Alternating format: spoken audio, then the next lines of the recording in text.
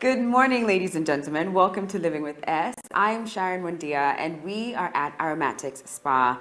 We are about to speak to someone who might be familiar to you. You may have caught him a few months ago on the show, but he came for a brief while, and I knew from the moment that we'd ended the conversation that he has to come back, and we need to expand this conversation.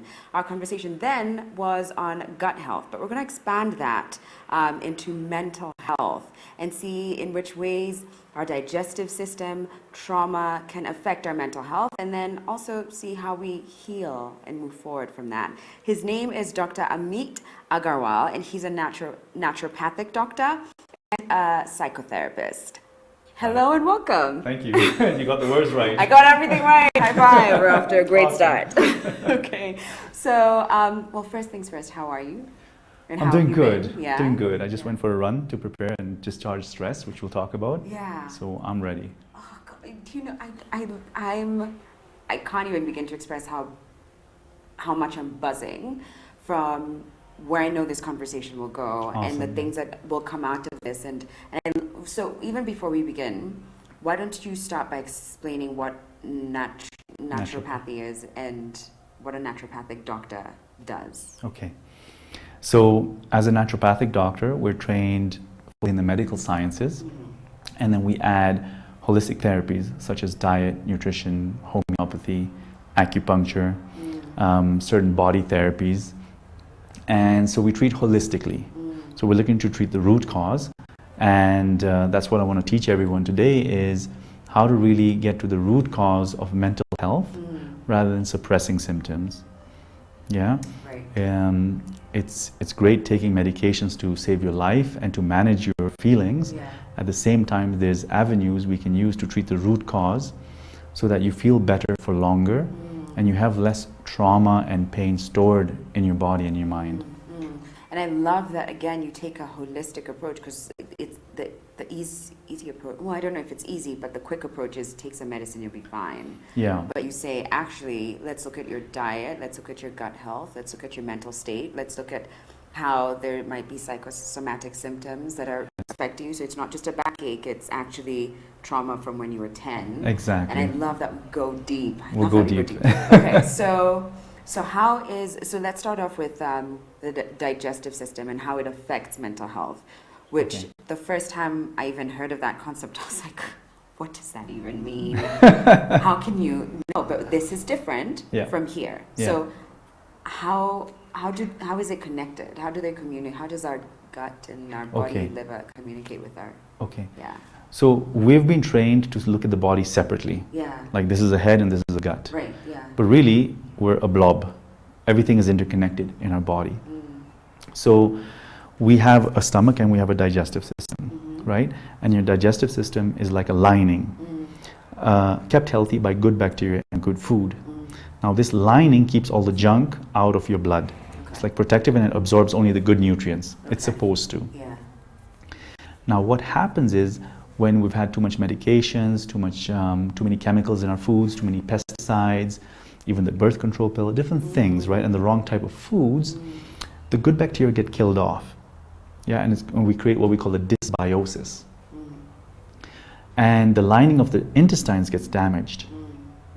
And in the lining of the intestines, we also have what we call gut mucosa and our immune system. And this gets exposed to all these food particles and toxins and everything like that. And that triggers what we call inflammation in the body. And so now inflammation happens all over the body. We get chronic inflammation going on. Inflammation causes something what we call a hormone called cortisol to be produced by the adrenal glands. These little glands that sit above your kidneys. Okay. Chronic inflammation causes a chronic cortisol imbalance. Okay. And a chronic cortisol imbalance then causes a neurotransmitter or brain chemical imbalance. Which then affects our mood. Exactly. You know, once there's a chemical imbalance. Yes. Somebody might get more anxiety, Yeah, depression, even yeah. OCD and schizophrenia. Oh wow. Yeah. Okay. So I don't want anyone to be ashamed of their Yeah. mental health status. There's things we can do about it, Yeah. and it's not their fault, Yeah. right? If they heal their diet and other things we'll talk about, then symptoms will reduce significantly. Has when was this discovered that, you know, our gut health ultimately affects our mental health? Is it a new discovery, or? It's old. Like, traditional medicine has been working on the gut for such a long time. Yeah. You know, you look at Ayurvedic medicine, Yeah. they're always about purging the gut and replenishing the gut. And that takes on the principles of like yoga and meditation and Yoga, eating meditation, well. eating well, eating Yeah. the right foods, Okay. removing inflammatory foods. Okay. You know, in our gut, now scientists are discovering that most of your brain chemicals are actually produced in your gut by the good bacteria. They produce serotonin and GABA is produced in your gut. So if you compromise your gut health, the chemicals that make your brain feel good are lower. Wow. Okay, so is it fair to say that because we are more exposed to fast food and there's more companies spraying pesticides and you know there's more chemicals really in our day-to-day lives, that we're more likely to have a leaky gut, and therefore a cortisol imbalance. And Absolutely. therefore a brain chemical imbalance. And therefore more likely to be depressed. And it's not just that people are talking about it more, it's that we're probably getting more depressed and more anxious and more likely to have OCD or personality disorders. Or mental health problem is on the rise. It's on the rise because of this damage to the intestines, more toxicity, which is affecting the liver, which we'll talk about, higher levels of stress, which are burning out the adrenal glands, which I want to tell people about as well. So combination of life pressures as well as pesticides, toxicity, fast food is destroying our mental state and society as a whole. Yeah. So inversely, can our mood affect our gut health? Can it go the other way around? Absolutely. I love that question. It does. Okay. It does. So how does it do that? In multiple ways. Okay. One is, if you're stressed, you are going to produce adrenaline and cortisol. Okay? Yeah. Now this might get a bit complicated, but it's actually really simple. Let's all try and be with Dr. Mead. Okay. So, when you're stressed, you produce more cortisol. Yeah. Now, cortisol has chronic cortisol, high levels of cortisol, has a very negative effect on the muscle system, the digestive system, all your systems. Excessive cortisol actually interferes with thyroid conversion. Okay. I'm going to too many chemicals right now, but your gut, remember I talked about the gut being a nice lining? Right. This lining is made up of lots of little cells sticking together. What helps these cells function well is your thyroid hormones. So now with chronic cortisol imbalance, the levels of thyroid hormones actually get lower or diminish. And so these junctions, these cell joints in your gut are weaker. So you have more leaky gut. That's one. Number two, the new studies are showing that our breathing and our mood and our stress levels affect what we call the vagus nerve. It's this big nerve that calms our body down. That's what they used to think. It's the parasympathetic nerve. Okay. What they're discovering is that this nerve actually releases cytokines or different chemicals into the digestive system. Okay. And so you can change what is released by the vagus nerve by changing your breathing and your mental state. Because ultimately, when we are more anxious or stressed, what we do is that we hold more, is it more oxygen? Or we hold our breath more. We hold our breath, right? Yeah.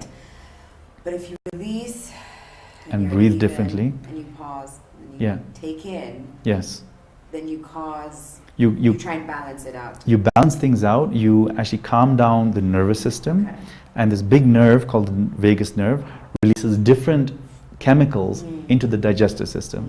And so when you ask, can your mood affect your gut? 100% yes. And that's why you see inflammation from leaky gut causes eczema, arthritis, a lot of chronic conditions.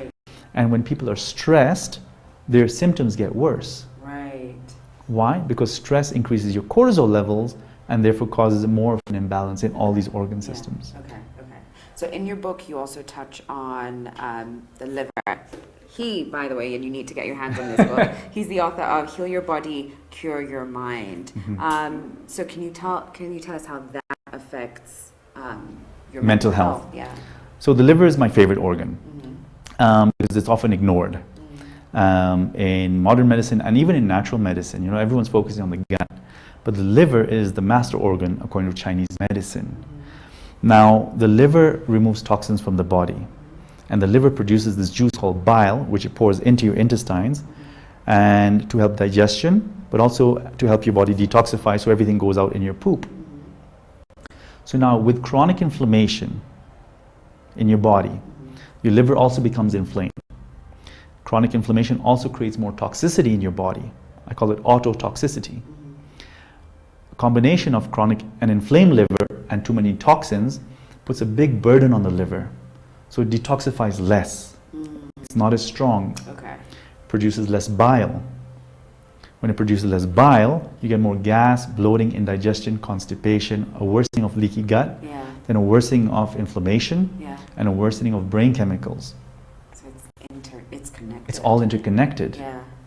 The liver, according to Chinese medicine, is the master controller of hormones. Yeah? Oh, okay. Yes, the ovaries, the testes, and the adrenal system also affect the hormones, but in Chinese medicine, the liver plays a huge impact, right? And I won't go into the exact mechanism, but it involves cholesterol metabolism and different Yeah. things. Okay. So now, when your liver is stagnant, as in Chinese medicine terms, Yeah. then we get a hormonal imbalance. So a lot of women will experience progesterone deficiency. Okay. Yeah? And when you're low in progesterone, a brain chemical called GABA does not work as well in your brain. Which means. It means you get more anxiety. So GABA helps control anxiety. Okay. But GABA needs progesterone to reduce anxiety. So hormones affect brain chemicals, which affect your mood Yeah. and mental health status. Right. Yeah. And last, before we go on break, you did mention the adrenal glands. Is Yes. it? Okay. How does that affect? Okay, the adrenal glands are like the seat of your health, the metabolism factory. So your adrenal glands produce adrenaline and cortisol. Now, with too much inflammation from leaky gut and liver toxicity, your adrenal glands have to work hard all the time. And when they work hard all the time, they burn out, and you get a cortisol imbalance. And with a cortisol imbalance, you get the brain chemical imbalance, and then the mental health imbalance. Wow. So ultimately, what you eat affects your mood. 100%. 100%. Okay, so before we go on break, I want to throw some foods out there real quick. Right. Can you tell me whether we've got the green light or it's like stop, you've messed up, you might as well just, quit while you're ahead. It's very individual, but go ahead. Oh, yeah. it's individual, it's not like...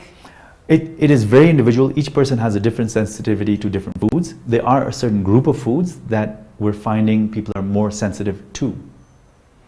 Okay. One of the big ones is milk Right, products. Yeah.